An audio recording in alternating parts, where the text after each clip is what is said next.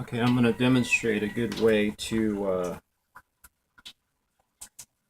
put the keepers into the upper head. Before you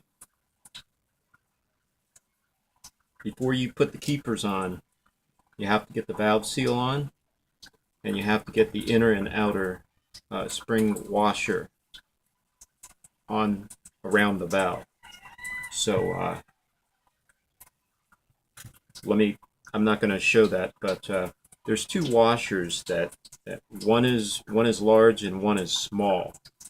And what you want to do is just drop it over the valve and then take something and push it down.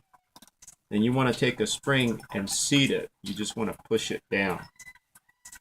After you get that on, you want to take a valve stem, which I have an extra one maybe to demonstrate. But let's pretend this is the valve stem. You want to grab the tip of it, dip it in oil, motor oil. Just dip it in motor oil, and then use your needle nose pliers to hold the tip, and gently, as you put the top on, spin it clockwise. Okay? Now, the reason why you're spinning it clockwise is that you're not forcing it in, and the oil lubricates the lip. As you're spinning it with the oil, when you dip that valve seal, which is that green rubber piece, or black if you use aftermarket, as you hold the tip and as you put it on the valve, the valve stem, and you twist it clockwise, allowing the lubrication to go around the lip and push down, the seal will just sit right there. Okay, you don't have to push it down further. You want to take your needle nose at that point, after you put it on, twisted it and pushed it a little so that it goes on there gently. You want to take your needle nose out, take your finger and just push it in, and you'll hear a little snap. It may not snap, it may just go down. It all depends. Now, if heat or wear and tear has damaged that seal, it's not going to seal. Oil is going to go right through that. The purpose of that seal is to prevent motor oil from entering your combustion chamber or the intake valves. So that seal is to keep the oil out. So if it's damaged or if it's worn, you're going to have to replace that. Now, aftermarket stuff, I've had aftermarket stuff, but I'm going to tell you right now, aftermarket stuff is just a coin toss. Just buy the OEM, because every time I buy the aftermarket stuff, it's always the wrong thing. Okay? So I end up sending them back, or I end up, not using them. Use the OEM and leave it at that. Don't even mess with the aftermarket ones unless you've used it before, because you're going to find out what I found out. It's just a little game that leads nowhere. So once you have all the seals and all the inner and outer washers on, you can then put your spring, your inner and outer spring on, your holder, and then your keepers. So to do this, you're going to need what they call a valve spring compression tool. And this is a valve spring compression tool. You can get it for $15 to $20. They're more expensive, $50 for professional use if you do this for a living. If you work on engines for clients, you probably don't want to go with the cheap stuff, because you'll probably be using it quite a bit. But for do-it-yourselfers and home mechanics, a cheap one like this one, $15, $20, is all it takes. I think I got this for $15, honestly. Um, it is modified, and how I modified it was I took vinyl, clear vinyl, super glued 2 layers of clear vinyl on there. So it's got a nice soft clear vinyl padding on there. And then I wrapped thick duct tape around it to give it a little cushion so that when I compress the valve, it doesn't slip, and it sits on a cushion. Um, and I just feel it just feels better. It just gives me a peace of mind. You can always tape it up. You can tape it up or put whatever you want on the tip, or just use a plain metal tip. You don't have to do that. But I think this is the best method. Lay it so that you can, you know, uh, lay it so that you can access the front and the rear like this on its side. You can also turn it this way, but the angle's a little awkward. I may turn it that way to do the other side, but for the first side, the easiest way is to lay it the way it is so that it doesn't fall and it's pretty stable.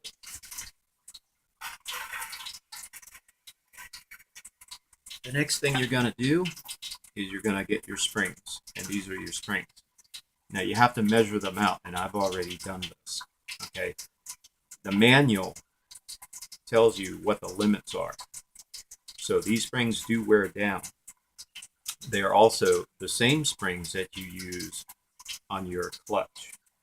So if you replace the springs on your clutch, keep the outer ones around because they need to measure out 43, between 42 and 43. Now 42 is the limit. So none of these springs measure 42. They measure at least 43 to 44 point something, and I've already done that. The inner springs are the same. You have to look on there, and if needed, I can give you the service limits on the springs, but you can look it up yourself. Every motorcycle, every valve spring is going to have that service limit. If it's below that service limit, you have to replace it. It just doesn't have enough spring power. Excuse me. It just doesn't have enough spring power to function in that split second that you want it to, because the valve's got to open and shut as your lobe on the crankshaft is governing it. So the proper way to put the spring on is going to be with the springs facing downwards. There's a part on the spring where there are three consecutive coils that are very close together. They always face down. Same thing with the inner springs. The three closed coils always go down. So there it goes. Put one inside the other. That's your inner and outer. Same thing with the washer. Your inner and your outer spring washer. So you put this on like so. Now here's the valve. The spring is over the valve. You take your holder and you put the holder. Actually, you want to grease it a little. So take your motor oil and see if you can hit around the springs, and specifically right on the valve stem, because the keepers are going to be sitting on that, are going to come upwards and seat. So I like to put a little motor oil on there. You don't have to, but it makes things a little easier, I guess, when it tries to settle. So you put your holder on there like so. It sits in there how it's supposed to be, and it'll just stay there. You don't have to do anything special. Now I've got it set so that I can maneuver it right over the valve, and that setting is right on the lip. And I've set it, preset it. You can also mark it so that you can go to the same setting every time, but for all instances I open it all the way, and when I open it all the way it fits right down. So you want to so that it opens good enough so that you can set it down. And you want to hold it here and begin the process to tighten up that 23 millimeter holder little tip here. Okay, and you want to get that so that it's sitting on the holder. Now, it's not fully compressed and holding, but I'm pushing it against the holder and I'm tightening it. Okay, and once it hits the back there, I'm going to position it. Okay, so it's now tight. I'm going to hold it with my finger like so. Put it right on the little hole on the back of the valve. So on the back of the valve, there's a little indentation. That little round thing goes right onto the indentation, and then tighten it down. Okay, so now when you compress this, you know that it's going to go perpendicular. It's not bent. It's not trying to bend anything. It's not in awkward angles. It is straight perpendicular to the angle of the spring tool. So I have a flashlight around my forehead because this is very difficult to see when you put on these retainers. You need a lot of light. Okay, so you need a flashlight, or you need a light that's very, very bright so that you can see what you're doing. Now, once you have that in position and you know that it's perpendicular, or you know that the angle that it's pushing the spring is straight, go ahead and tension it. Now, you can, when you first do this, you may not be aware of that angle, and you may hear weird sounds like it's creaking. The spring doesn't want to compress the way you're doing it, and it doesn't feel like it feels like something's about to break. Okay, that's because the angle is not straight on it, and it's not it's taken the spring in a curve or in an odd angle, and it's compressing it so that the front is higher up than the rear, and you don't want that. You want it to mesh together flat, so that it's not in an awkward angle. So that once you have everything in position, go ahead and tighten it. Now the question is, how far do you want to tighten it? That takes a little experience, but for all practical purposes, you want to do it until it's just a little bit below the tip of the valve. So that turned out to be 8 rotations right there. 8, maybe 9 rotations. And I want to be able to come up on the bottom of it or the top of it, because that's where I'm going to be positioning the keeper, either on top or on the bottom. Now, to begin with, what I'm going to do is I'm going to put the first one in on the very bottom because it's more difficult. So to do that, I'm going to push it downwards. So as you can see, it's centered here. If I push it upwards, it gives me room on the top there. So I'm going to center it and then push the spring compressor downwards. Okay, and when it's down, and it'll stay there by itself. When it stays there by itself, you go ahead and take 2 keepers out. Okay, now these are very, very, when you took them out, however way you took them out, I took a spark plug with a magnet. Make sure it has a magnet on there. And otherwise, if there's no magnet out, it will shoot up, and it will shoot probably 10 to 20 feet somewhere. These keepers are very easy to lose, and once they shoot out of there, you'll probably never find them again, especially if you're in a big garage or something. Make sure you have a magnet on that socket. The best way is to use a spark plug socket, and take a hammer and you just hit it a couple times, and it flies out, and then the magnet catches it. If that magnet's not there, it'll fly out, and you won't even see it, and it'll be 20, 30 feet somewhere, and you'll never find it. Maybe you'll find it. Okay, so I've never seen these to be damaged, and if they are, I've never seen them.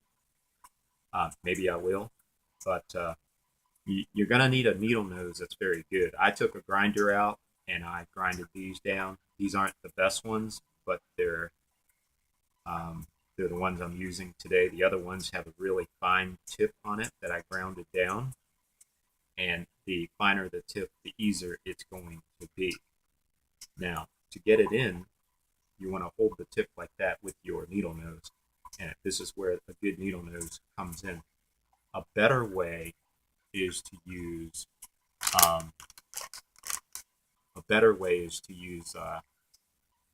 let me demonstrate that. It's to use a tweezer, and I have that tweezer right here, and that tweezer is going to make this even easier to use. So let me get that tweezer and demonstrate the tweezer, because a tweezer, if you don't have the needle nose, is a lot better and easier to play with the this is the tweezer, and the tweezer is when you push it, it opens. Okay, so you want to grab it like so by the tip, and you don't have to do anything. It just sits there on the tweezer. Now you're going to aim for the bottom of it. So you're going to come from the bottom, and like I said, I have a headlight lamp on. Oh, it came out. Let me grab that. Okay, so it came off the tweezer. Let me get a better grip on there. Okay, there we are. You're going to put it right underneath, because that's where you pushed it. And you're going to take your little pick or something and push it right in. Okay, so basically you're grabbing it. Basically, you're grabbing it like this. You're pushing this bar forward just a tad. No, excuse me. Push it downward just a tad, so that it creates a little room on the bottom so that you can slide this in, take your pick, and push it in. You don't have to push it all the way in. It'll just fall in there. If it goes down too far, go ahead and release this. Release the tension on here. Probably release 3 turns on it. It will push the keeper up, and then you just crank down 3 turns again, and it will be perfectly set. Okay, that's if it's too far down. Release the tension, and then put the tension back on. I've got about 8 turns right now. Once it was flushed and once it was hand tightened, I went ahead and did 8 turns on it. That's the compression. You can go 9, you can go 10. Don't take it too far. Probably 10 or 11 is probably as far as you want to go, as far as you need to go. And put the keeper on. Now for the top one, it's going to be a lot easier because you just put it on the bottom one. For this, you want to grab it by the bottom, push it upwards, and that will create the space that you need on the top. For this one, you just take it and drop it right on that top space and push it out of the tweezer like so. So now that keeper is in there, the top and the bottom. Okay. For the sides, it's difficult, but that is the best way or the easiest way to get these little keepers in. And like I said, if it goes down too far, or if you pushed it too far, release the tension, it will come up by itself, and then you can push the spring back down. Now, with it aligned like that, you can push it to the center it. You can center the tool, or keep it any way you want. It really doesn't matter. What's going to happen is these keepers, because they're like this, as you open that spring tension or open that tool again, those keepers are going to come up, and then they're going to touch. And when they touch, they're going to come up together until they hit the lip of the valve stem, and then they're going to sit there and stay there. They're going to get locked. As they get locked, the spring will lock it in there, and then you take the tool out, and the spring fully compresses, and then it's properly seated. So now all I got to do is take the tension out of the spring. Okay, so I'm going to hold it, and I'm going to slowly and gently rotate it so that it can slowly and gently come up without moving out of position. So slowly and gently go counterclockwise so that it can fall right into place. And once the tension is off of there, you'll see that it's properly seated. All of them will seat itself. You don't have to do anything, it will do itself. So once the tension is off, you'll see that they're all right at that little lip on the valve. Go ahead and release the tension completely. Now, as I said, I have it set so that I can hold it like this without scratching anything. Open it to my preset length right there so that I know I can remove the tool off of it, and I'm done. Now, that seats 3 of them. To test to see whether or not it is leaking, go ahead and take your flashlight, set it on strobe if you can, stick it in there, and see if you can see any light. With these springs, they should seal. If you see any light, then it's not going to seal. I've already checked it without the springs, and they are sealing. So I know that these are sealed, and no light's going to come through. But it's just an added measure. You can check it.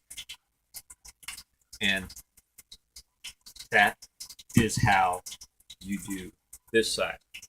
Now for this side, if you flip it over, you're going to find out that it's sitting backwards here. It doesn't change your angle. It means that your angle is going to be a little bit more crazy like that. It's going to be really, really angled down like that. Just make sure that it presses, that the angle, keep the angle of it the same, okay? And that's going to keep it straight. You can also, because when you compress you can also turn it this way and come in like this on it, right? Whatever the case, you must work from the top of the spring to the back. You can't turn it this way. You must work from the front to the back. It doesn't go on there anyway. If you turn it this way, you still have to work on this direction, but your objective is to keep the angle as straight as possible so that it pushes the spring down straight rather than crooked. So that's basically all there is to it. It doesn't take long. It's just the keepers is the hardest part. You may want a magnet. If you get it wrong, just stick your magnet in there. It'll yank it right out, and you're good to go. Don't think that spring won't shoot it out there, and wear eye protection, because if that keeper shoots out of there, hits you right in the eye, it's going to be very painful. So, be very careful with that, and especially when you tap it out, use a spark plug magnet, a spark plug socket with a magnet on it when you tap it out, and you just put the socket on it and tap everyone out, and you'll have all your keepers right there in front of you, and that's it.